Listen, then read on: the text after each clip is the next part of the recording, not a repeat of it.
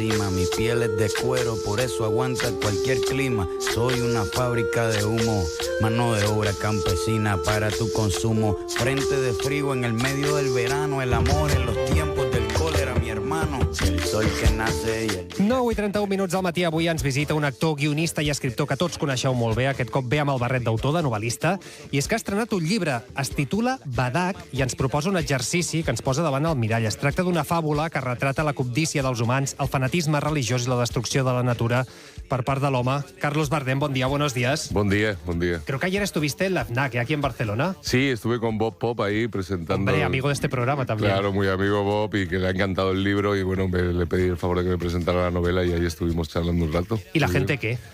Bien, creo que la recepción es buena. El libro yo creo que te está dando mucha aceptación porque en el fondo es eso, es una fábula sobre una reflexión en modo de fábula, porque le doy voz a un animal. Sí. De la relación, a mi juicio, errónea entre el hombre y la naturaleza. Pero yo me la llevo, yo aprovecho un hecho histórico cierto, que fue la traída de un rinoceronte a la corte de Felipe II en Madrid, en el siglo XVI, que lo tuvieron allí, el pobre animal, se lo trajeron desde Indonesia, de las Molucas, y lo encerraron en un corral allí en las eras de un convento, y bueno, allí estuvo operando hasta que pasó lo que pasó, y lo cuento en la novela, y esto es histórico, ¿no? Entonces yo quería escribir un libro, reflexionar. Tú escribes siempre para entender cosas, para reflexionar, para sembrar preguntas más que para dar explicaciones, ¿no? Sobre la relación nefasta entre el hombre y la naturaleza. La opción obvia hubiera sido situarla en el presente, en nuestra sociedad postindustrial, hiperconsumista, contaminadora, la polución, el calentamiento. Pero igual muy obvio, ¿no? Claro, pero a mí me interesaba más ponerlo en un ciclo mucho más largo. Mi teoría es que esta situación desastrosa medioambiental a la que hemos llegado es la decantación, la aceleración en los últimos siglos de un proceso que ha durado desde el principio, de la relación errónea entre hombre y naturaleza, ¿no? Hay toda una línea de pensamiento, ya sea religioso o filosófico, desde los sofistas griegos y Aristóteles hasta Descartes y Santo Tomás y todo, etcétera, que consagra la superioridad del hombre respecto a todo lo que le rodea, respecto a los animales. El lenguaje es interesante cómo se utiliza, porque manifiesta muchas cosas. Tú cuando quieres degradar a una persona, normalmente dices, eres un animal, es una bestia, te comportas como una bestia. Entonces, claro, el ser humano, decía el filósofo Émile Cioran, y es interesante, que somos el único animal condenado a la locura, pues somos el único que sabe que se va a morir. Total.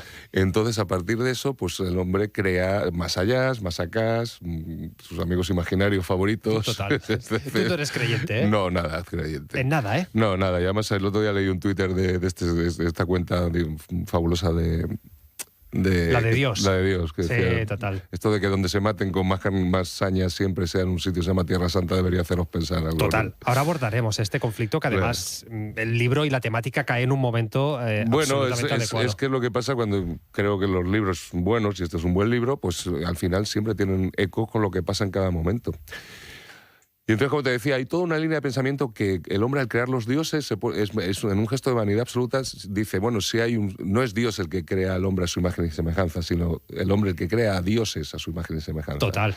Entonces se pone en una situación de superioridad respecto a todo. Y ponerte en una posición de superioridad respecto a cualquier cosa, a otro ser humano, a un semejante, o a la naturaleza, a un animal, es un rasgo que comparten todos los imperialismos. Tú cuando quieres esclavizar, depredar, consumir algo, lo primero que haces es convertirlo en algo inferior a ti. Total. ¿No? Por eso este libro habla mucho de esa relación, aprovechando esta anécdota histórica del rinoceronte del siglo XVI, habla mucho de esta relación errónea entre hombre y naturaleza, pero la espejea mucho con las supuestas glorias imperiales, como era todo este rollo, todos estos procesos de las conquistas, los descubrimientos, de no se pone el sol, etcétera. Y entonces me ha salido un libro que me parece interesante porque está atravesado por dos cosas, que creo que por eso tienen mucho eco en nuestra actualidad. Tres cosas. Primero, el ecologismo. Segundo, un rasgo, una visión de género absoluto. Yo decidí que, para empezar, el rinoceronte es una rinoceronta. La que no habla es una hembra. Total. Y segundo, luego, es una novela contada en primeras voces, en primeras personas, y después de la rinoceronta, el personaje quizá más importante es María, que es una mujer morisca, que ha sido botín de guerra, que es una mujer que, como diría el poeta, pues está siempre en derrota pero nunca vencida, y que es un personaje muy fuerte. Y luego que aportaría una visión feminista de todo este asunto. Y luego la visión de los, entre comillas, los descubiertos. Tenemos los mitos estos nacionales, el revisionismo histórico este que glorifica todas estas cosas, los musicales de Malinche y todos estos rollos, no nos cuentan la propaganda imperial, ¿no? O sea, que descubrimiento... Claro, que esto era el encuentro de dos mundos y que poco menos que le tocó la lotería a toda esta gente que les cayeron encima a estos señores. Bueno, les llevamos al cristianismo, claro, ¿qué más quieren? Entonces a mí me digo, bueno, pues me interesa revisar esto, pero desde el otro lado. Voy a darle voz a los descubiertos. Entonces me pongo en boca de algunos personajes, pues de una manera satírica, esto es una fábula, pues lo que debían sentir cuando llegaban a descubrirlos. Y me dicen, ¿pero cómo que a descubrirlos? Pues nosotros vivimos aquí desde hace... Ya, pero es que parece ser que hasta que no te descubren ellos no existes. Claro. Entonces tiene esa intención satírica, la novela empieza como una sátira, creo que bastante divertida, luego va adquiriendo otros tintes y como te digo, está atravesada por estas tres visiones que yo creo, y en especial dos de ellas, el ecologismo y el feminismo, son las grandes herramientas de transformación de nuestra sociedad hoy en día. Creo que las dos críticas más profundas, más radicales que se están haciendo a nuestro modelo de sociedad, nuestro modelo económico, las relaciones que genera, se hacen hoy en día desde el ecologismo y desde el feminismo. Citas el feminismo, citas la mujer fuerte que aparece en el libro. Tú dices que es que cuando tienes dudas ante la vida siempre te preguntas ¿qué haría Pilar Bardem ante esto? Bueno, yo en general, cuando tengo dudas ante la vida, siempre me pregunto qué haría mi madre ante las cosas. Pero en el caso, evidentemente yo soy un señoro. Yo soy un señor... Sí, lo asumes, ¿eh? Sí, tengo 60, ¿deconstruido? Tengo 60 años, intento combatir los micromachismos constantemente que me afloran porque me he criado en la sociedad patriarcal en la que me he criado. Pero bueno, soy un señor blanco heterosexual de 60 años. Entro en la categoría perfecta de señoro. Entonces, como escritor, para mí, escribir un personaje femenino fuerte y con este sesgo decidido por tener una visión feminista, crítica de todos estos procesos, es un reto. Claro. Pero bueno, yo he tenido la suerte de que mi madre era una mujer muy fuerte, muy feminista, y tengo esa inspiración siempre a mano. Efectivamente, cuando yo me preguntaba qué haría María Guevara, que es el personaje de la novela, ante este reto, de esta situación, pues me imagino qué haría mi madre, qué diría mi madre ante esto. Y bueno, pues creo que ha salido un personaje bastante conseguido. Déjame leer un fragmento porque la rinoceronta se refiere a los humanos como monos sin pelo. Dice, no se puede negar que son interesantes, aunque quizá no tanto como ellos se creen. A ver, pienso mientras camino y cago hermosas, compactas y humeantes bolas de pastos digeridos que alimentarán a un montón de bonitos escarabajos y a otros bichos. La diferencia entre hombres y animales no es de calidad, sino de cantidad. Ellos creen que son más porque realmente lo sean, no porque realmente lo sean, sino porque solo se cuentan a sí mismos. Un poco lo que tú me decías, al final, lo mismo que ha pasado respecto a los animales, lo mismo que pasó respecto a este descubrimiento, decimos nosotros. Claro, el especismo, digamos, se basa en eso, en que si nosotros juzgamos todo al resto de la naturaleza, de los animales, como desde nuestras capacidades, pues siempre van a ser inferiores, claro, ¿no? Pero si entendiéramos que ellos tienen capacidades diferentes...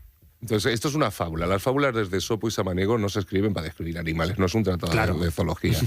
Que estaría bien. Se utiliza un animal de manera satírica para describir los comportamientos aberrantes del ser humano. Absolutamente. Entonces, esta rinoceronta pues, nos analiza desde un animal, desde las capacidades animales. Dice, bueno, pues son muy lentos, son muy malos trepadores, tienen unos dientecillos muy pequeños, esas manitas absurdas que usan para tantas cosas, pero a mí no me servían para... Yo soy una rinoceronta, ¿yo para qué quiero dedos? Para cambiar canal no te sirve. No voy a... Entonces, bueno, ahí entras en ese terreno de la sátira que creo que es divertido y que sirve, sobre todo, para que la rinoceronta nos explique, nos vea y sienta estupor ante ciertas cosas. Ella siente estupor... Es muy divertido. Me ha pasado una cosa muy divertida con esto que voy a contar ahora. Ella siente estupor básicamente ante dos cosas, que es el estupor del autor convertido en rinoceronta. Una, la capacidad del ser humano para la crueldad, para matar a sus semejantes, para matarlos en masa. Veamos lo que está pasando en Gaza. Absolutamente. La rinoceronta dice, yo no entiendo por qué se matan de estas maneras entre ellos. Los animales no hacemos esto. Otra es la codicia. A ella le causa también estupor ver cómo los humanos se dedican, muchos humanos, a defender y a acrecentar la riqueza de uno solo, incluso, y a defenderla incluso con sus vidas, ¿no? Es el estupor del propio autor ante el fenómeno del obrero de derechas, ¿no? Que eso pasa. Que eso pasa mucho, claro. Este señor que gana mil y pocos euros y piensa que sus intereses fiscales son los mismos que Amancio Ortega. Y vota en consecuencia a eso. Pues la Rinoceronta siente estupor ante este fenómeno. Me pasa una cosa muy divertida en este mundo de la cultura del zasca, de las redes sociales, sí, y del clickbait inmediato, y de, no sé, la gente no se lee nada, pero hay que correr a opinar de todo. Pues yo hice una publicación sobre este estupor de mi rinoceronte y enseguida me aparecieron cientos de etólogos animales y zoólogos. Yo no sabía que había tanto en Twitter sí. En Twitter hay muchos. Y entonces todos diciendo que bueno, que esto no es así, porque los animales, por supuesto, los delfines violan, cosa que me quedé. Sí. Las orcas asesinan y yo tengo un gato que atesora cosas y las guarda. Y digo, bueno, el gato codicioso. Claro, el gato codicioso. Digo, bueno, insisto, no es un tratado de zoología, es una fábula. Pero eso igual no lo entienden. Y entonces, saben de animales, pero no de literatura. Claro, y entonces, bueno, desde ahí es de donde yo hago esa crítica al asunto. Que si nos ponemos más serios y más... Precisamente el ser humano, si se considera superior al resto de las especies, es porque se supone que tenemos raciocinio. Y eso no lo deberíamos vivir como un rasgo de superioridad o como un privilegio que nos autoriza a destruir y a dominar y depredar lo que nos rodea, sino como una responsabilidad. Una responsabilidad para... Nosotros tenemos la capacidad, se supone, de pensar, deberíamos aplicarla para defender, proteger y preservar el planeta y toda la vida en el planeta. No considerarnos dueñas de ella, sino legatarios temporales del mundo en el que vivimos, que tenemos que proteger, porque precisamente se supone que somos los que tenemos la capacidad de pensar. Deberíamos vivir esa capacidad de pensar no como un rasgo de superioridad o como un privilegio, sino como una obligación. O una responsabilidad. Sí, como un gran poder conlleva una responsabilidad. Sí, lo decía Peter Parker. Lo decía Peter Parker. Entonces, bueno, este libro está escrito desde ahí, está escrito desde esta voluntad de que, aunque pase en el siglo XVI, está hablando de nuestro mundo actual, está hablando de lo que a mí me inquieta. Me inquieta mucho el tema medioambiental y creo, insisto, que la gran revolución a la que vamos a asistir, la gran revolución va a venir desde ahí, va a venir desde el ecologismo, ¿no? Creo que es la crítica más radical, más profunda a todo este desastre. Tenemos poco tiempo, sabemos que tienes una agenda que yo llena, pero no quería irme sin abordar, ya lo hemos tocado, conflicto palestino, hemos visto una masacre en las últimas horas, todavía no sabemos el autor, pero más de 500 personas han muerto en Gaza, en un hospital, hay centenares de heridos. ¿Tú cómo valoras el papel que está haciendo Estados Unidos, Europa, ante este conflicto? Yo creo que es vergonzoso, pero es que, vamos a ver, si tú... Vivimos en la cultura de la inmediatez y ahora esto ha reventado por sus costados y es una obscenidad y es una masacre y es un... Pero esto no es nuevo. Quiero decir, lo que ha sido más nuevo quizás es el terrorismo de Hamás, pero lo que no es nuevo es el terrorismo de Estado de Israel. Israel es un Estado terrorista.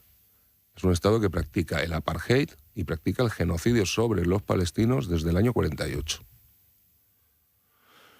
Y lo puede practicar porque se lo permiten básicamente Estados Unidos y el resto de los países occidentales que son seguidistas siempre de la política exterior de Estados Unidos. O sea, la sensación de impunidad con la que esta gente ejerce estas barbaridades desde hace décadas solo se explica desde la inacción de Estados Unidos y de los países del occidente europeo.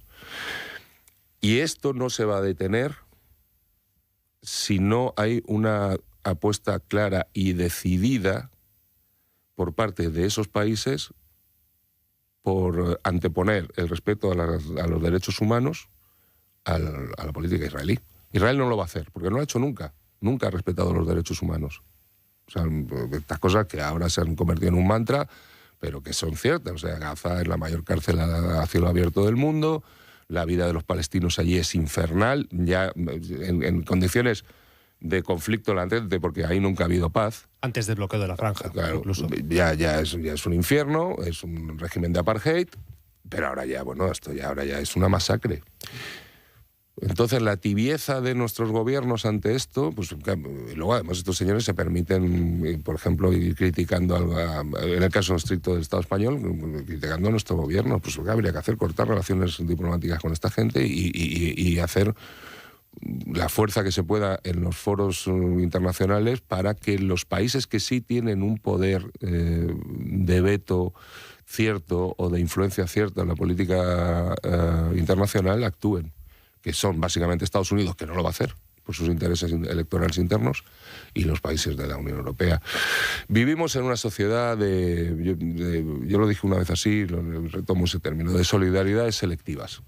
O sea, aquí cuando pasó lo de Ucrania, pues todo el mundo se echó las manos a la cabeza y enseguida, y faltaba tiempo para armar a los ucranianos y para todos rasgarse las vestiduras, y qué atrocidad, y el imperialismo de, no sé, bueno, pues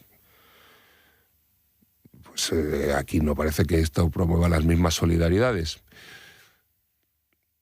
Bien es cierto, a mí no me causa sorpresa, porque yo, que es una causa que en casa heredamos de mi señora madre, sí. Tanto yo como mi hermano, toda mi familia siempre hemos sido muy activos colaboradores con los saharauis, con el Polisario, sí, y total. El tema de los campamentos de refugiados saharauis. Y entonces, como sabemos cómo las peinan al respecto en estos temas, o sea, esta gente vive allí abandonada y nadie hace nada, ni se emiten. Luego, además, la hipocresía en este asunto es flagrante y patente desde el punto y hora en que hay una legalidad internacional. O sea, hay acuerdos internacionales, hay resoluciones de ONU que condenan lo que hace Israel desde hace décadas. Más de 75 que se han incumplido. Bueno, que no valen para nada, que las ignoran completamente, y que como tienen el apoyo del Consejo de Seguridad de Estados Unidos, pues no van a ningún sitio. Entonces, yo no sé. A mí es un escenario tremendo y que yo vivo, como cualquier persona que tenga un mínimo de sensibilidad, esto con horror y con mucha desesperanza. Absolutamente, veremos cómo acaba la jornada de hoy, en fin, la jornada de hoy y todo lo que tiene que venir.